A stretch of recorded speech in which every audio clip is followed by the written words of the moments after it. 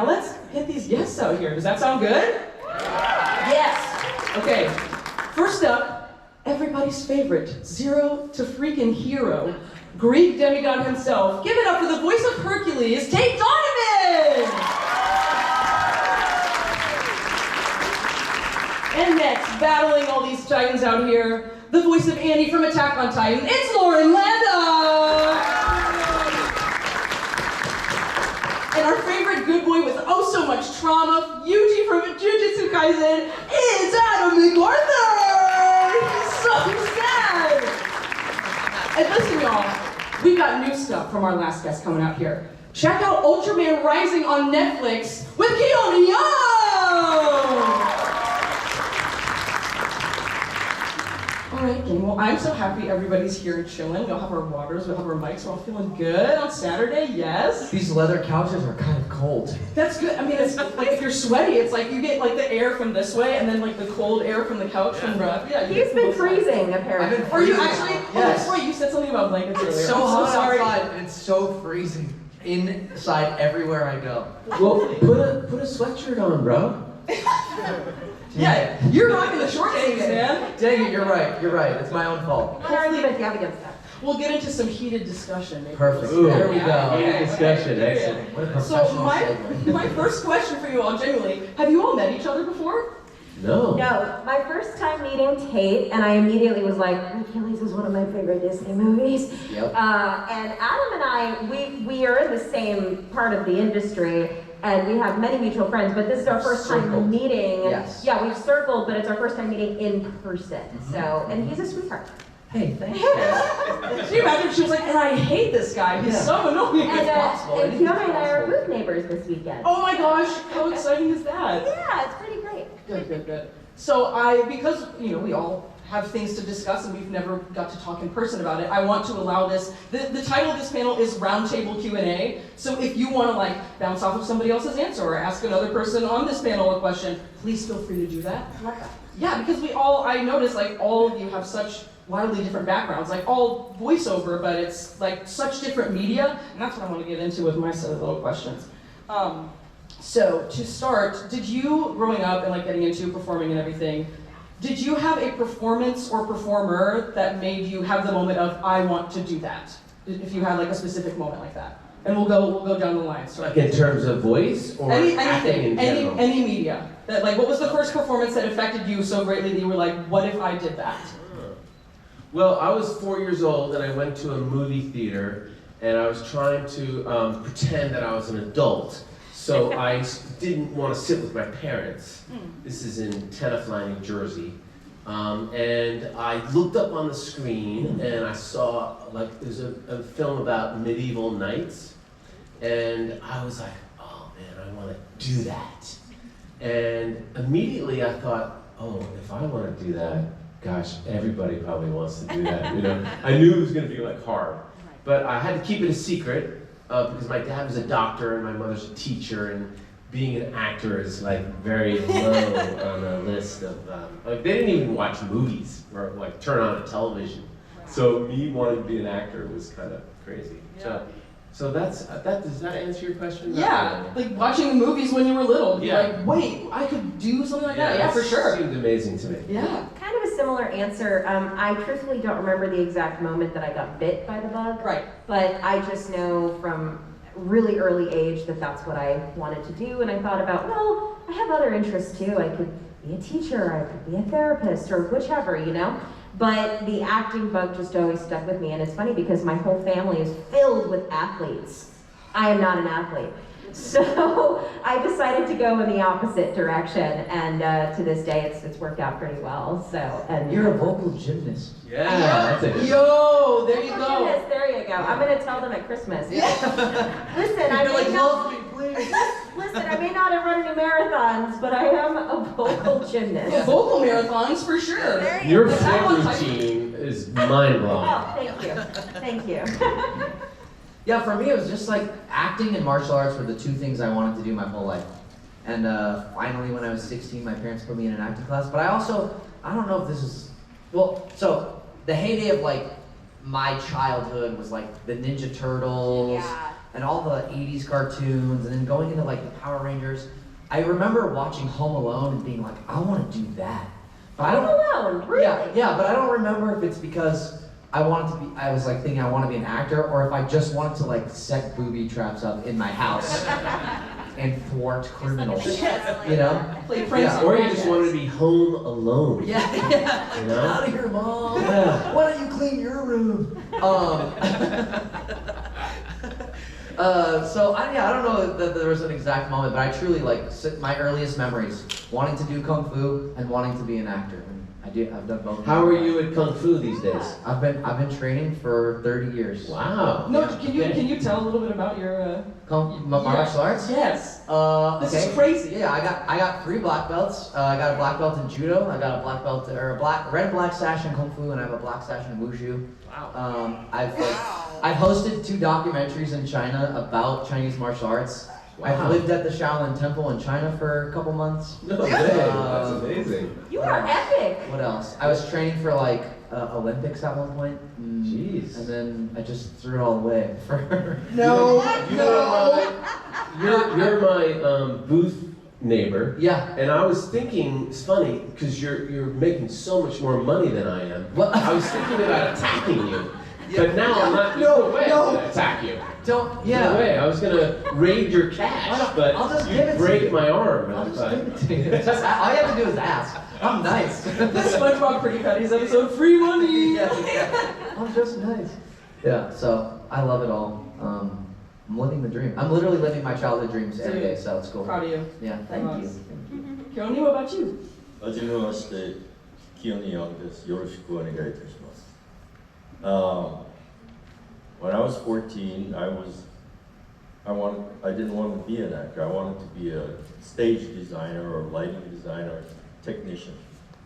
Except all the actors in the plays that I was working in didn't want to do the small parts. So they would ask me to come down from the rafters and say, hey, can you just in this play do this one line? And nobody wanted to be in the chorus, so they said I could carry a tune, so I was in the chorus and I started singing. And there was one woman who was 15 years old, who was a year older than me, and she inspired me. We sang in the chorus. She was very kind, very nice to me. She kind of helped me along the way as a 14-year-old actor. She went to New York. She became Bette Midler. No way. Wow. You know what's Oh my weird? God, that's the best story Yeah, that was ever. the greatest Yeah. reveal. Oh my god. Yeah, you know what's really weird? I've heard of her. That's crazy. So she inspired me. She said, well, I'm going to go to New York after we graduated high school. She said, well, I'm going to go to New York. I said, well, I don't have enough money. I'll go to LA. I could go as far as LA. And then it was, you know, in Hawaii, where we both were, 55 is like freezing for us. So I said, Yeah. no, I ain't going to New York. So I went to California. I went to the Pasadena Playhouse College of Theater Arts. It was a college. And that propelled me on to acting. That's an amazing Yeah. story. Whoa. I love that ending though. That's a surprise ending. Yeah. I'm gonna make that my story. Just adopt it, plug your Yeah, name in. but if you're not around, I'm gonna be like, Bette Midler. Yeah, but you got to be able to talk Hawaiian though. Yeah. Because the vet can really talk. Oh, really? Wow. That's so cool. I believe it. That's incredible. Okay, so with each of the different media that y'all are most recognized for, it's so different and it's from different eras of media. I would like to know, this is kind of like a multi-layered question, so we might really get into it. Your personal experience with said media, and then how it differed from like what you were familiar with it before you actually got involved with it. So like for you, for Disney, for y'all, for anime, for y'all voicing any sort of like, I mean, you've done like every cartoon ever and like every like live action dubs, everything. So what was your familiarity with that media right before you got into it, and then your perception of it after being involved in it? Can you sort of talk about that?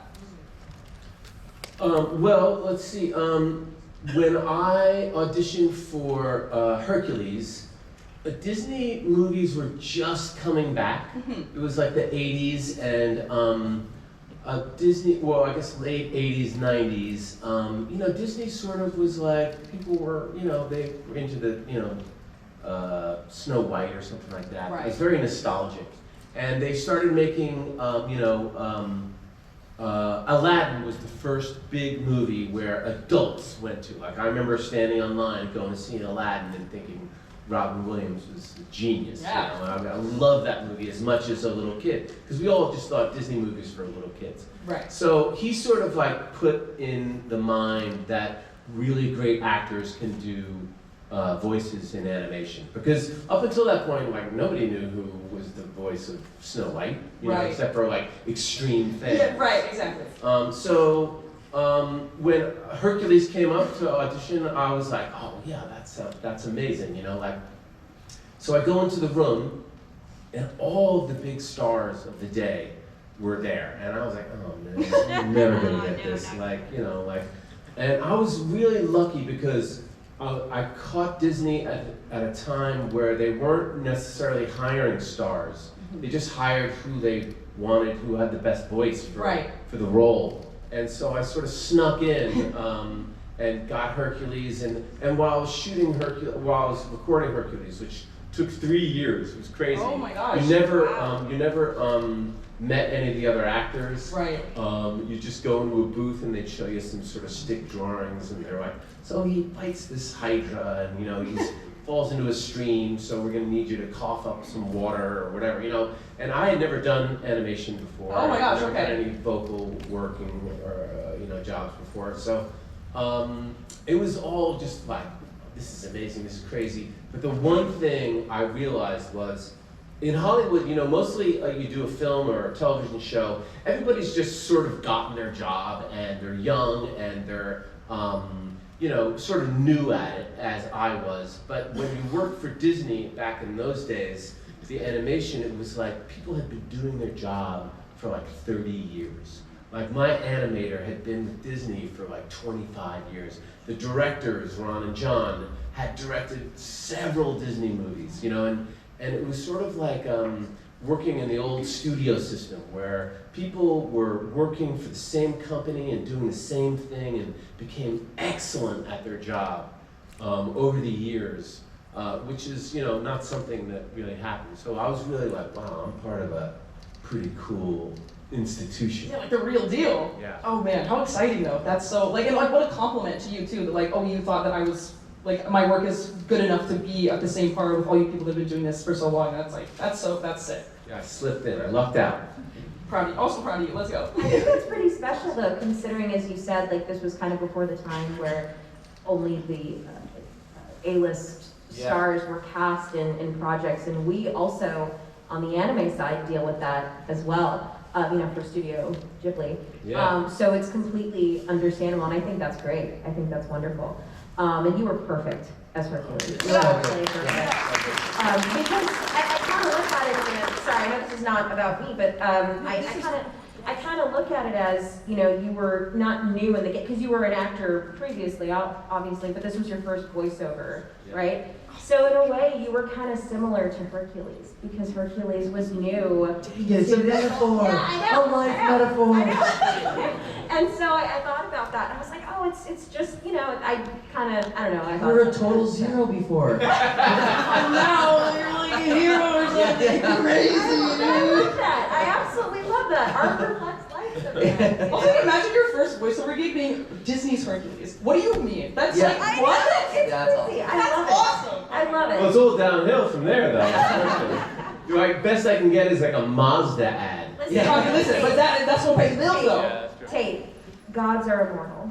Yeah. There you go. As far as anime goes, I was an anime fan way before I got into the industry. My first anime series that I watched was Sailor Moon. Yeah, I mean, I love Sailor Moon to this day, and so It's the Bette Midler of anime. I was watching it on Toonami back in the day, and I fell in love with the characters.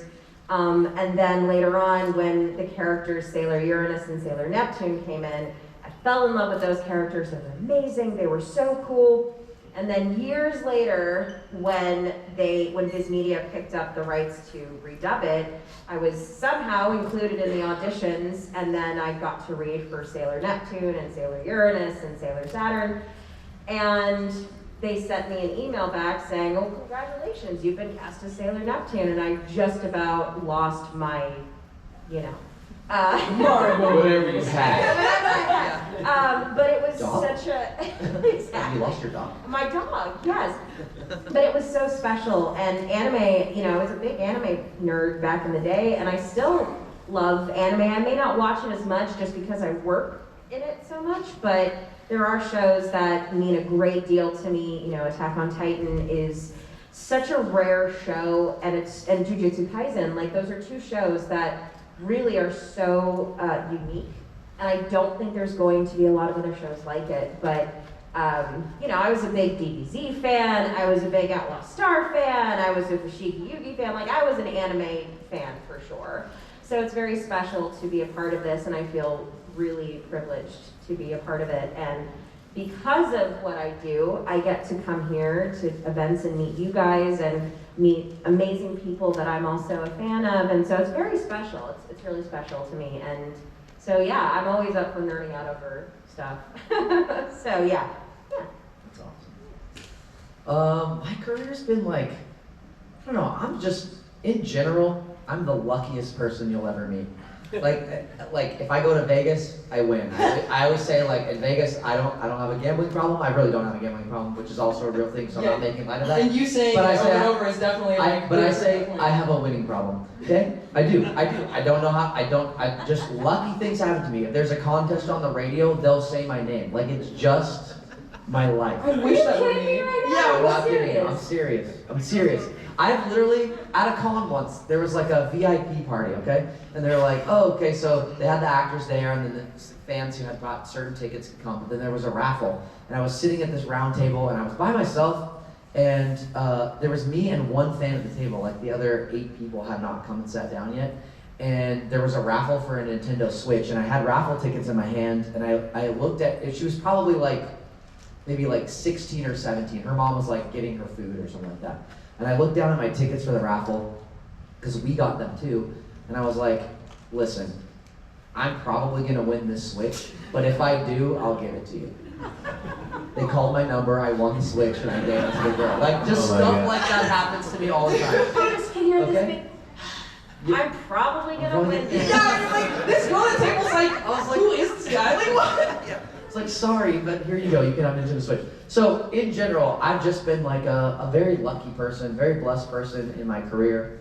It wasn't always easy by any means, and there was times where like doubted what I was doing and all that stuff. But when I first moved to Los Angeles in 2003, I had already started acting when I lived in San Francisco before that.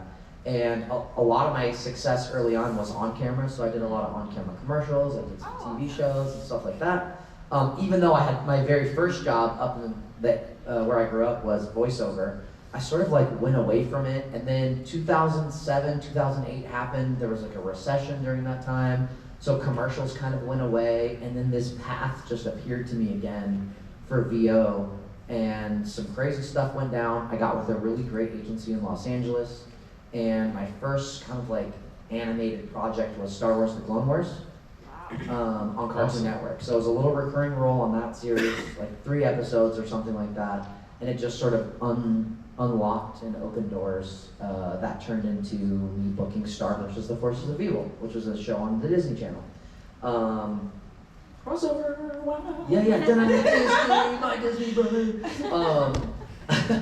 And then after that, and then again, just like in general, I feel like the way a lot of people look at like what you're supposed to do in VO and all this stuff, I just didn't do it in any kind of order. I just sort of did what I thought was gonna be fun, and then those things would just fall into my lap. So Star ended in 2019, and I was like, what am I gonna do next? After that, being on a Disney show. And it was kind of a similar experience to you, where I was like, everyone else who was on Star versus the Forces of Evil was a celebrity. Right. All the guest stars were a celebrity. My co-star, Eden Shear, was on 9 seasons of The Middle on ABC, total celebrity. And then it was me, who was like, I got lucky, you know?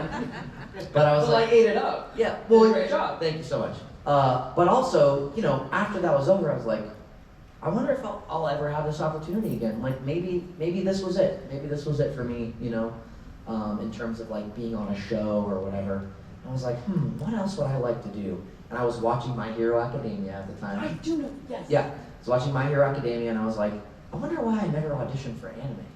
And so I reached out to my agent and we talked about it and there was like some reasoning and I was like, well, can we just like not do that? Can I like actually audition for it?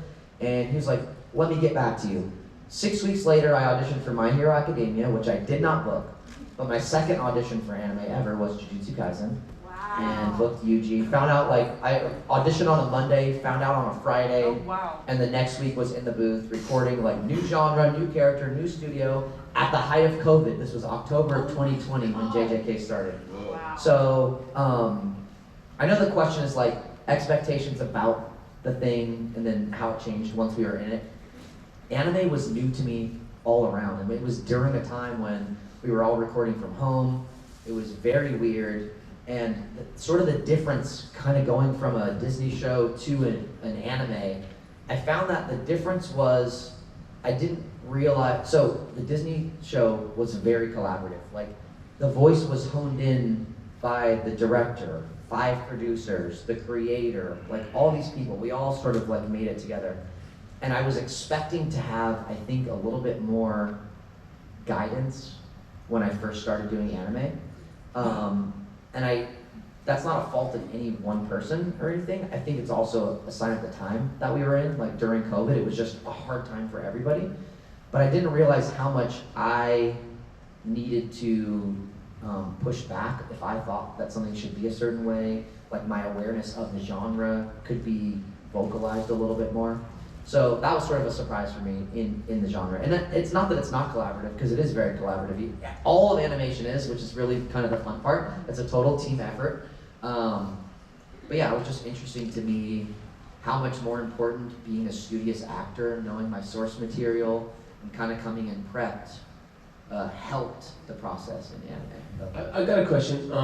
So when you do anime, it's in another language, right? It's in Japanese or something. Yeah, do you originally. listen to the Japanese and see how they perform it? Mm-hmm. Yeah. And then you, okay, that's Yeah, that's yeah. interesting. I would say, at least in my experience, and you can speak to this too, obviously. But for me, when I am listening to the Japanese, yeah, we can all obviously. But when we're listening to the Japanese version of it, for me, I'm not trying to imitate the performance or see how they did the performance. I'm more watching it for timing.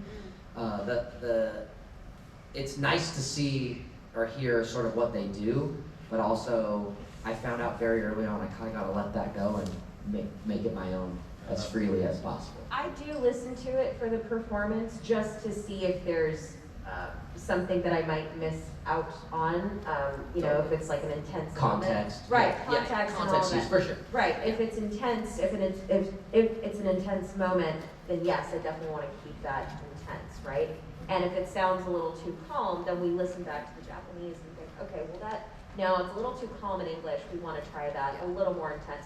That's what I look for in performances. But yeah, timing is also the number one thing as far as Yeah, so do they ever change the animation for your, I mean, No. No, Oh, not for really? anime. Anime Wow. is done. When we get it, Yeah. the Is that animation right? is done. Wow, Yeah. that's So, intense. so I say like having done both, like the freedom of improvising and stuff like that is totally it's there smaller, but I say dubbing is like acting in a box. You have your start and your stop, and you gotta fit all the good stuff in Yeah, between, and you yeah. can't change it. That's a challenge. Yeah. It's fun. It's vocal gymnastics. Hey, there you go. Nice. How about you, Keone? I've been a professional actor since '67, so that's 54 years. So awesome. So I could tell you, like, in terms of just isolate to voice acting, it's traversed through many different concepts. When I first started, well, first I was mentored by a man named Marco. I don't know if you know him. He was the voice of Uncle Iroh and Apu and Samurai Jack, and I could tell you stories about that. But in our days, well, I was mentored by him, and he told me, hey, you're not that good of an actor. So you better go That sounds like study. a perfect mentor. Hold on, it's Yeah. my turn. Let me talk. The thing about voice actors, they always got a voice. But anyway, he told me, you better go study. And you can't study acting because, I mean, you know, everybody can act and emote and do their stuff. But he said, you got to study the sciences around acting that are actual sciences. Because, you know, as a doctor, 1 and 1 is 2. As an engineer, 1 and 1 is 2. But an actor, 1 and 1 sometimes is 3. So he made me go and study, and he would pay for my lessons. So I had to go study ballet. I was never going to be a ballet dancer, but he wanted me to know my body. He made me study opera, so I could sing. I knew vocal production. I could sing in Italian, German, French, Spanish.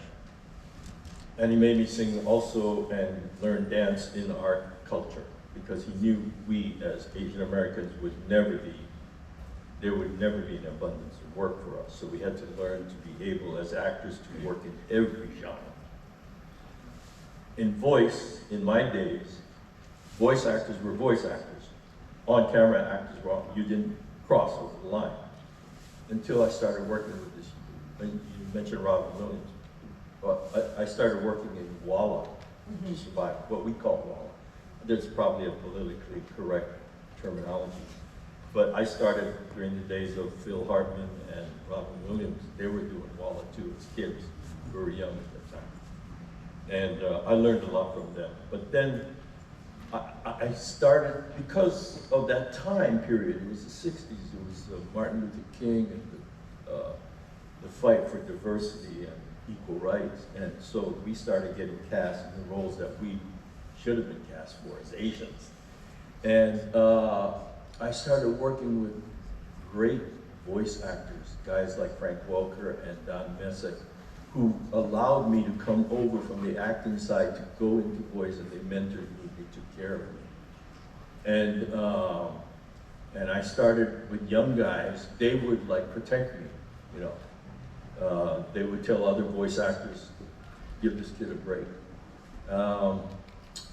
So I was growing up with guys like Corey Burton and Rob Paulson and Fred, you know, learned from Fred Tatasciore and Kevin Michael Richardson, all these great voice actors who, and I found out that voice actors were some of the most loving, kind people, you know, as opposed to on-camera acting. So my first job was, my first real job, because I had done like all the Kung Fu movies that you could ever think of. Bruce Lee, I mean, you know, after Bruce Lee came out, there was a Bruce Lee, Bruce Lowe, Bruce Ling. We did all, I dubbed all those movies because when they dubbed it in Hong Kong, it was, you know, it was a British protectorate, so all the Chinese guys sounded like they were from England. So when they came to America, they had to have us guys. So my first interesting job was, I worked on Arnold Schwarzenegger's film, Conan the Barbarian. And Arnold had hired all of his guys who were muscle-bound guys that had developed every muscle in their body except their voice, their throat muscle. And they all would talk like that. And so the director said, you know, I would like my movie to sound like Kurosawa. I don't know if you know Akira Kurosawa, the Seven Samurai. And you should, because George Lucas got all of his stuff from Japanese samurai and Kurosawa. And so he said, listen, I want my movie to sound like when they're in battle, to sound like they're in a samurai battle. And he said, and he showed me these movies, and I said, you don't need to show me the movies because I grew up watching that on my grandma's lap. And so that was one of my first gigs. It was a lot of fun to replace all these manly men to give them manly voices. And so, you know, like voice acting has been a constant changing thing. It's not just one thing, you know. It's like you know, let's say recently I've done Miyazaki's The Boy and the Heron, Disney's The Wind. Oh, the Wind? What is it called? Disney Wish. Oh, Disney's yes. The Wish. And I've also just did a book for Penguin Classics. So it's different genres, and it's a craft. It's not just fun and games. It's really a studied craft, and you have to learn it. So, and you know, this is a voice panel, so I know that a lot of people like, you know, it's not a hobby, it's really a craft, and we have to, as actors, continue working on it. Even up to today, I'll be 77 this year. So even today, I keep learning and keep working at it, you know. Yeah, absolutely. Let's give a round of applause. That was like, wow. And just a reminder, friends, if you have questions, please come up to this microphone. I promise we don't bite. We are happy to take a chat for you.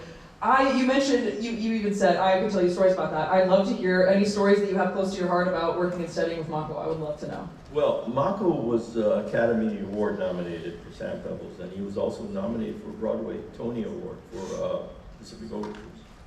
I mean, he really mentored me. I mean, he made me understudy him in all his plays. He made me understudy, and he made me go on. Because this is the way our culture, this is what we do with young people. We train them, we make sure they do it, and we make them go on, ready or not, you know. He did not do voice work. He was doing films and movies and very successful. And one day I was doing, you know, Disney stuff, I was doing Nickelodeon stuff. And I walked up to him and I said, hey man, Marco said, do you want to do cartoons? And he went, what for? And I said, well, Marco, you can make a good living doing it. And he went, you can? I said, and you have a really good voice. You have a really good voice. He said, I do. And so I brought him to my agency. I was with ICM at the time when they had a voice agency. And I brought him to my agent, and my agent said, oh, we'd love to have Marco. And he went out, and they immediately cast him as Uncle Iroh in Babcock, and Aku, and so many hundreds of other characters. We worked for George Lucas on his Lucas Arts, which was their video game section, and we did all the Asian characters for Lucas. And he did well, and his family thanks me for today because he's passed, but they get his residuals. Oh my God! But no, he was great in the studio. He was a great, innovative, and that's where I guess I come from. You know, he will sometimes maybe do because he was bilingual. You know? Right. And then he would like do the parts, and he would do it, and he would do it in Japanese. Yeah. Oh, that's. And he would, and you know, like people, you trust people if the emotion is there, no matter what. That's why I spoke in Japanese before. Right. You know, and he made me study in different languages. You know, so and consequently, I was able to work in China, Japan, Thailand, Singapore. I've done movies in all those areas. So he was a great influence, but very humble. Yeah. And very fun. Yeah. Working with him in the booth, you know, it was great. Yeah. It was great. Oh my gosh. That's pretty amazing. I'm so sorry. No. That's pretty amazing considering particularly Uncle Iroh has been such an inspirational character to so many people. So that's pretty special. And there's another story about Uncle Iroh. You know where he sings that song to his son? Well, actually, this is a sad story. Marco lost his little boy, his only son, in an auto accident. And I knew when he was singing that song, he was, you know, singing it to his boy. Yeah, it's super personal. Yeah. Yeah, because that's the type of actor he was. Yeah. He approached. You know, there's two types of.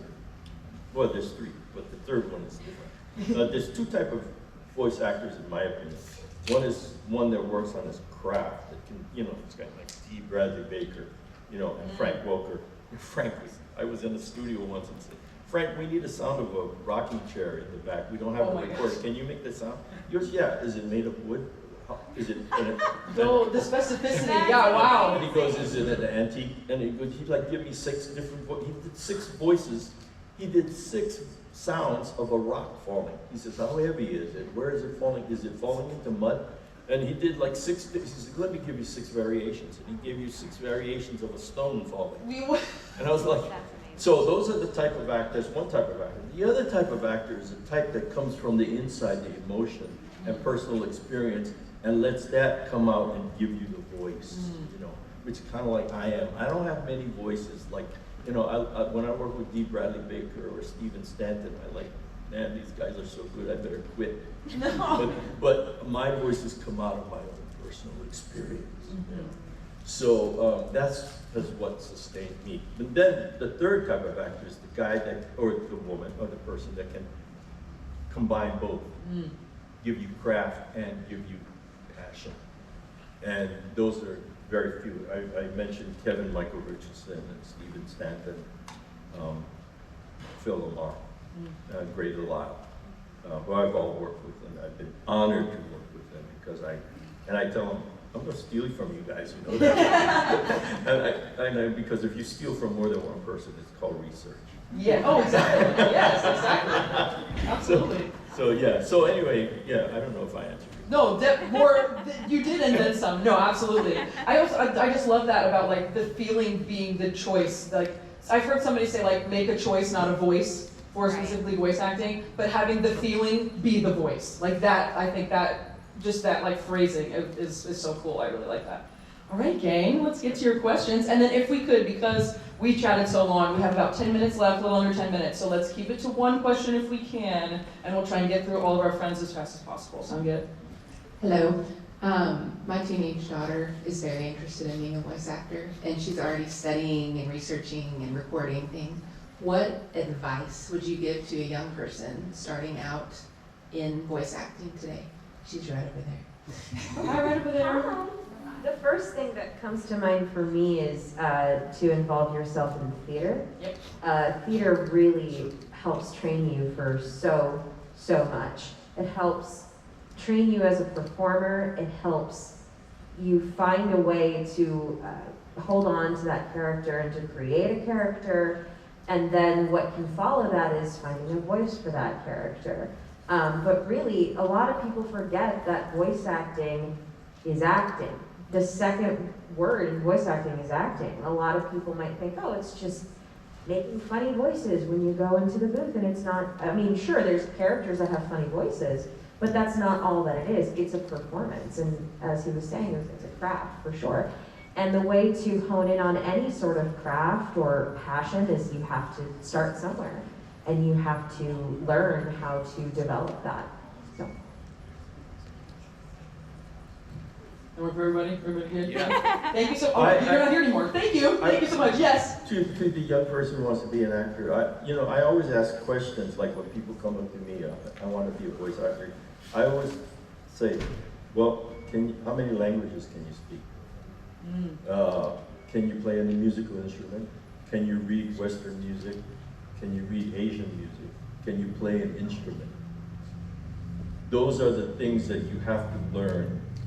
The craft that you have to learn, because voice acting is rhythm, tone, timing, and it's very important you learn those things. If you can't play an instrument, you kind of like, that's why I forced myself. I went to learn Western music, and then I went to learn Eastern music, and I play instruments till today. I still take classes.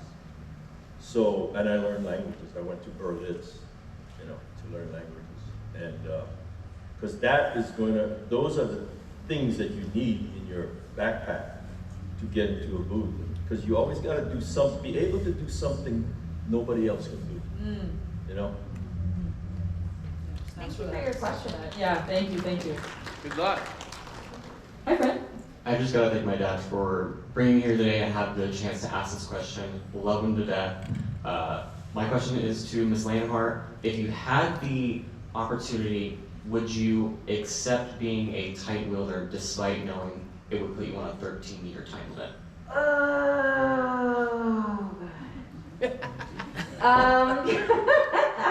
Would I accept being a Titan shifter or wielder if I knew that my life was going to be on a 13 limit? Probably not. That's a lot of pressure. And Annie was already raised from a little thing to be a soldier and to be just emotionless. That's already depressing enough for me. So to only have 13 years left to live after I'm done with that, I would probably pass on that. Thank you. Thank you. And shout out to Dad, if that's what you said. Shout out. Hi there, everyone. Thank you for being here today. I've already learned a lot and been inspired, especially as a musician wanting to get into voice acting. I have a question similar to the other one about getting into it. I know you said the theater will help you as a person, but I'm also interested in the business side. what, if any, kind of business tips, tricks, or just things you've learned in the industry that has helped you maybe get gigs or just kind of better learn the process for how to actually get work? I think as soon as I learned that networking, like who you know and all that stuff, that always seems kind of gross and like not fun, is just making friends and building relationships. It changed a lot for me. And it took all the pressure away of feeling like, oh, I have to take advantage of every opportunity that's right in front of me. And it's like, you know what? I'm not going anywhere. I'm gonna be here for a long time because I want to be, because I'm having fun and I like what I'm doing. So I'm just gonna make friends and I'm gonna look for places I can help people. And if it pays off, it pays off. If it doesn't, at least I help somebody. So that's kind of how I look at it. That's really great advice. Yes. I'm gonna start taking it next year. I want to add on to what Adam said. I go back to my mentor again.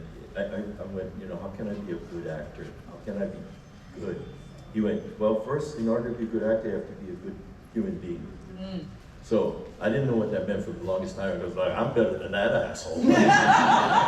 But you got to remember, acting, unlike other art forms, and I don't say I'm an artist, I'm a worker in the performance field. In the art form is a collaborative process.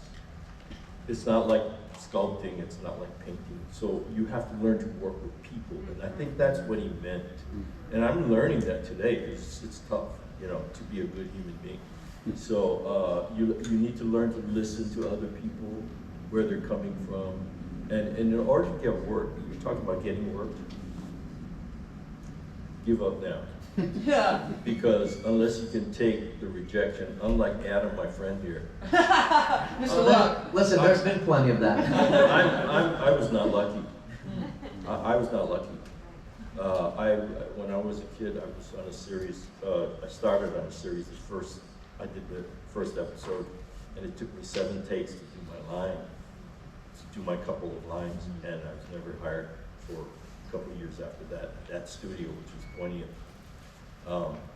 So I realized, I've got to do something about myself. So it's been a long process. You get a lot of rejection. And if you can't take rejection, quit now. Because it's all about, it's 90% rejection. It's just that 10% when you get it and when you do it and you find it, it's so beautiful. That's what we live for. That's what I live for. But you've got to be tough. It's not a party. Okay? You got to beat me. Yeah. And you're not going to. You got to beat me for the job. And I'll give, you're in for a fight. It can be very humbling, the experience and being a part of this industry, and a lot of people are not prepared for that. There is a beautiful part to being an actor, voice actor, and there's a beautiful part to it, right? Because we are passionate about what we do, and we love what we do. But it's also, there's a lot of hardships that come with it, and it's part of life, really. But you have to be, just as he was saying, you have to be ready to deal with rejection, because that just comes with it. But you have to allow it to humble you, because you don't want to be one of those people that has this huge ego.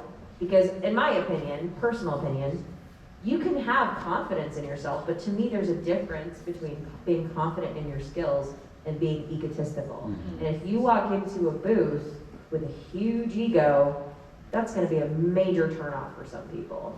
So you also want to make sure that you're not, you know what I mean? Like you just want to be prepared for that. So that's my personal Yes, thank you. Yeah, of course. And my love, I'm so sorry I was selfish and I took up too much time. You will be our last question. But this segues me perfectly real quick. If y'all want to visit them at their booths, what's y'all's schedule for the rest of the day? When will you be at your booths? I'm just at my table for the rest Yeah, of the day. I'm Be here. there? Everybody will be at their booths for the rest of the day? All right, cool. So thank you, my two. You're good. You were good, my friend. So go ahead. But my two, Power Line and my friend with the goggles, if you wouldn't mind. I appreciate y'all so much. All right, go ahead, my friend. All right. Just a general question.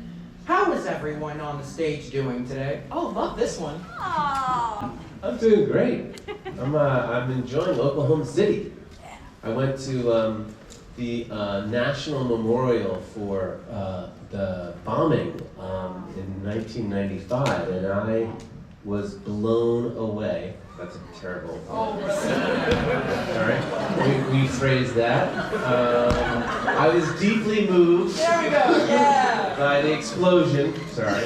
No, it's an extraordinary exhibit, and I was really. And then last night I went to. I walked into Bricktown, and I went by that baseball stadium, and some woman came up to me and she said, like, "Hey, would you like a free ticket to the baseball game?" And I was like, "Oh, I'm from New York City." I'm like, "Hey, what do you want? You know, some cash." And she's like, "No, honestly, I've got extra tickets if you'd like to." And so I went and watched a AAA baseball game. It was awesome. Oh my gosh. It was so great. Nice. And I didn't know that they're a feeder team to the Dodgers. I'm a big Dodgers fan, so it was very cool. It was really great. So I'm really enjoying Oklahoma City, and as always, we're always so moved by you coming up to our tables and telling us your stories and how our work affects you. You have no idea how powerful and meaningful it is to us, so thank you. Yeah, absolutely. Literally everything that you said, except for the baseball game and that. I didn't do that. But no, it's been amazing. Yesterday was day one, today's day two, and everyone that has come up to me has been fantastic and amazing. Everyone that's working or volunteering the convention, they have been absolutely amazing. It's just good energy all around, you know? And there is not a single person that I have met this weekend that has not been nice. Everyone has been so nice and so friendly, and I love that because that lifts us all up. So yeah, I'm doing great. I'm doing great. Thank you. Well, that's good. How about you, Kim? You feel good? Bobby? Yeah, you know, and it's wonderful being here, and I love going on these trips because, I live in LA and New York too. So, and in those towns, you know, we have basketball, professional teams, we got football, we got soccer, we got, so we got all those distractions, and we're pretty jaded, So going to a AAA is really must have been really great. It's really fun. They're playing tonight. You should go check it out. All right, look for the woman on the corner. Seriously. 3 tickets. Oh my gosh.